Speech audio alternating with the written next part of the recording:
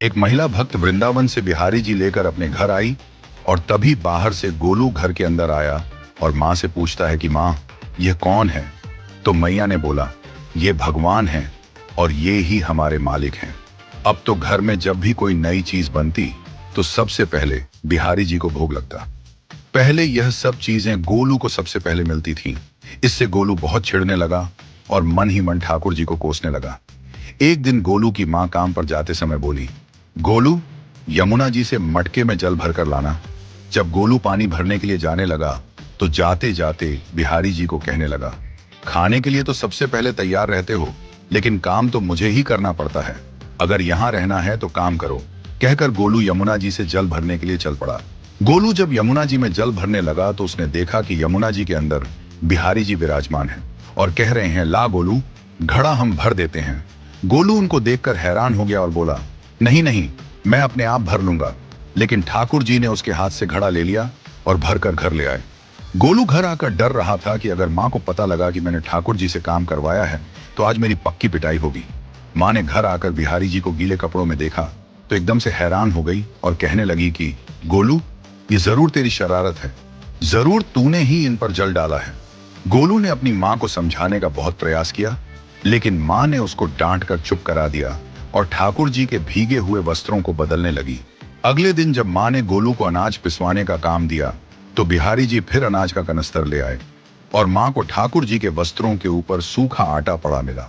तो माँ ने फिर गोलू को डांटा कि तुझे पता नहीं कि ये हमारे भगवान हैं और तू भगवान के साथ शरारत करता है। आज तूने फिर इनके ऊपर आटा फेंका है।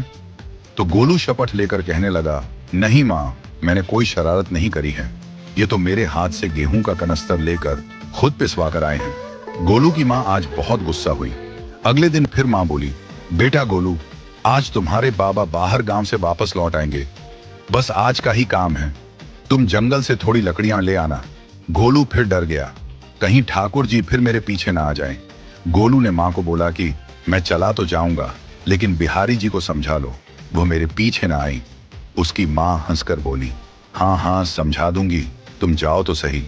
गोलू जल्दी जल्दी लकड़ियां लेने जंगल में चला गया और माँ काम पर चली गई।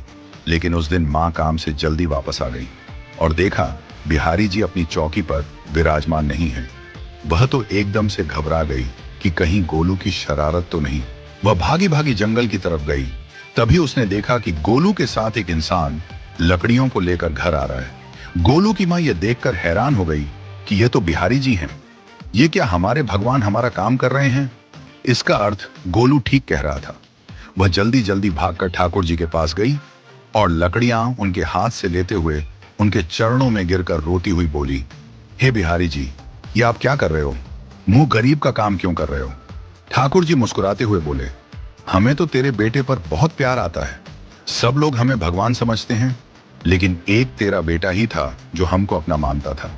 अपना मानकर वो हमें डांट भी देता था, हमारे साथ गुस्सा भी करता था, और जो हमें एक बार अपना मान लेता है तो हम उसके मान के लिए उसके ही हो जाते हैं।